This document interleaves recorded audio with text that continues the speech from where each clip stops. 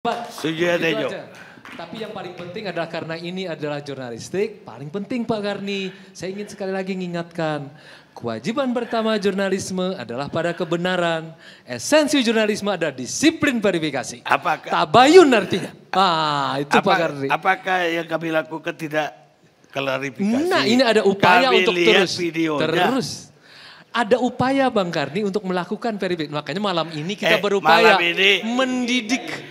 Malam ini saya panggil, undang berkali-kali namanya Ketua BPIP. Betul. Mendidik. Iya, klarifikasi. Malam ini kita mendidik publik Bang Karni. Supaya setiap ada pernyataan, setiap ada judul berita, hendaknya kita lakukan verifikasi. Malam ini prinsip jurnalisme yang paling penting, verifikasi itu mengikat kita semua. Begitu Bang Karni? Itu yang kita Terima lakukan. kasih. Makanya kita undang. Terima kasih. Baik Bang Karni. Enggak lagi. Anda. Oke.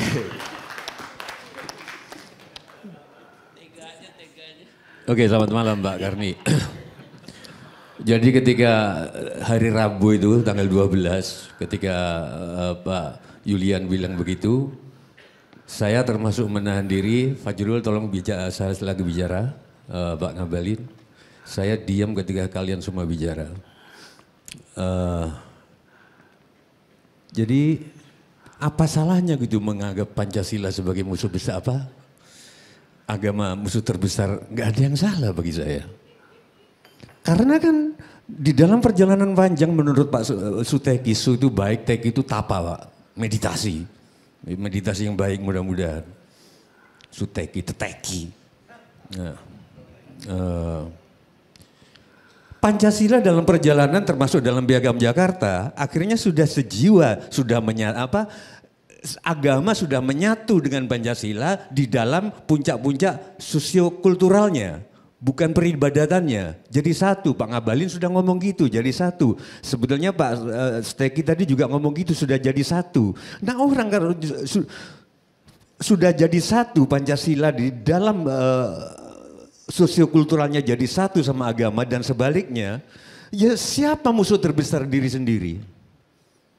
Pertanyaan saya, orang-orang pintar semuanya, siapa musuh terbesar Karni Ilyas? Karni Ilyas. Siapa musuh terbesar Jokowi? Ya Jokowi sendiri. Siapa musuh besar Sujiwo Tejo? Sujiwo Tejo sendiri. Apa salahnya dengan musuh terbesar Pancasila adalah agama? Karena agama sudah nyatu dengan Pancasila. Apa problemnya di mana gitu loh. Ini setelah perang terbesar mengingatkan ini perang yang besar. Tapi ada yang lebih besar, memerangi dirimu sendiri. Loh, agama memang beda Pak Julul sama Pancasila. Tetapi puncak-puncak sosiokultural agama ada di Pancasila. Jadi nyawicis, jadi satu. Gak salah mengatakan, tapi aku bukan membela kaum Pak Jokowi. Ketika aku membela ketua BPIP. Cuman mari kita sadar semua barangkali ini apa ya, kayak peringatan dari Tuhan ya sebetulnya. Saya gini loh, dari tadi kita ngomong kita bertentangan Pancasila. Oh itu aliran Pancasila sudah dimanai secara kiri. Oh, enggak Pancasila, kamu anti Pancasila. Enggak, kamu per Pancasila. Tapi enggak ada, Pancasilanya ada enggak sih gitu loh. Sama dengan aku mendirikan sebuah desa Pak. Desa ini saudara-saudara, saya kumpulkan semua. Kita dipersatukan oleh sumber mata air. Bu Irma saya lagi bicara, saya tidak baca HP ketika Anda tadi bicara. Saya akan berhenti ngomong sebelum semua berarti. Oke? Ya. Di dalam pertemuan yang sudah terjadwal, Sujiwo Tejo tidak pernah membuka HP. Karena saya sudah bisa ngasih tahu teman-teman saya, jangan HP-an dulu, aku lagi ada acara.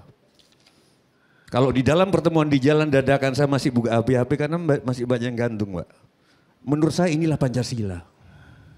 Inilah Pancasila yang nyata. Ada orang ngomong dengerin. Sorry Bu Irma, saya dengan kasih sayang ngomong ini. Karena saya termasuk sayang. Saudara-saudara, yuk kita ngomong. Mas Jiwo juga kayak orang yang paling benar gitu loh. Hah? Aku orang paling benar. Ya terserah gitu loh. Tapi kalau saya orang yang benar, ketika Mbak Irma tadi ngomong saya nggak perhatiin. Karena saya sudah merasa paling benar. Saya catat semua. Sujiwo Tejo. Ya udah terus. Nah, iya. Sumbernya ada. Bu Irma, Mas siapa? Abu Bakar. Mari kita berkumpul semua. Dasar kita adalah sumur di sini, dasar simbol, yaitu sumur tanpa dasar. Karena tanpa dasar makanya mendalam. Tapi begitu diteliti sumurnya nggak ada, Pak. Jadi kita diskusi apa sebetulnya? Saya setuju sama Pak Suteki, kalau Pancasila itu ada, Erick Thohir nggak lebih ngetop dari Teten Mas Duki. Karena jelas-jelas saya malah nggak nyebut Pak Mubiarto sama Pak Adi Sasono nggak mundur lagi, Bung Hatta. Soko guru perekonomian, koperasi. Tapi kalau aku jalan di Sudirman itu, mana gedung-gedung milik koperasi ini? Katanya negara Pancasila ini. Jadi kita ini ngomong apa? Mending omongan diarahkan, yuk kita wujudkan Pancasila. Sekarang saya mumpung ada Pak Fajrul, bisa nggak saya minta klarifikasi Pak Karni? Boleh. Pancasila itu kan ada gambar, ada kata-kata, poin 1, poin 2 sampai 5. Seperti orang sholat itu ada begini, ada begini. Nah bagi saya ini bukan orang sholat, ini gambar orang sholat. Sholat itu menegakkan prinsip-prinsip di dalam pergaulan. Aqimus sholat. Nah. Enggak, jangan. Saya ada Pak Zaitun malu nanti. Tapi maksud saya, ada enggak sih Pancasila dalam Omnibus Law? Itu aja tolong jawab. Ya. 3 Omnibus Law, yaitu 1 Cipta Kerja, yang kedua adalah tentang perpajakan, yang ketiga tentang ibu kota negara. Intinya semuanya sebenarnya menurunkan langsung dari Pancasila, kemudian peraturan perundang-undangan yang ada. Yang paling gampang aja, Cipta Kerja itu membela UMKM, usaha mikro, kecil dan menengah yang menjadi bagian terbesar dari Republik ini. Keadilan sosial bagi seluruh rakyat Indonesia. Kemudian tentang ibu kota negara, kenapa kita harus misalnya pindahkan ke Kalimantan. Itu upaya untuk menjelaskan adanya pemerataan. Loh Anda yang meminta, saya menjelaskan. Aku nanya 2 hal. Pertama, soal lingkungan ada nggak izin lingkungan? Kita tetap membela AMDAL.